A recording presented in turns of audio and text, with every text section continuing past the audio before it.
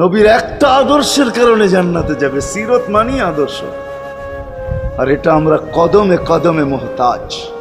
কেননা এই ছোট জীবনটা যদি গ্রহণযোগ্যতা পর্যন্ত পৌঁছাইতে হয় আল্লাহর কাছে, চাই নারী হই, চাই যুবক হই, চাই বৃদ্ধ হই, যেই মানুষই হই না কেন, যেখানেরই হই না কেন, যেই বাসারই হই না কেন, যেই বর্ণেরই হই না কেন, যেই পেশারই হই না কেন, যেই সোসাইটিরই হই না কেন, এই জীবনটাকে যদি গ্রহণযোগ্যতা পর্যন্ত পৌঁছাইতে হয় কার কাছে? দুনিয়া আলাদের কাছে না, মালিকের কাছে, যিনি এক ফোঁটা পানির থেকে অস্তিত্ব দিছেন, যার কাছে আবার আমাদেরকে ফিরা যেতে হবে।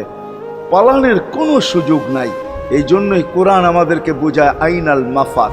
আল্লাহ বলতেছে কোথায় ভাগবে তুমি, বলো কোথায় ভাগবে?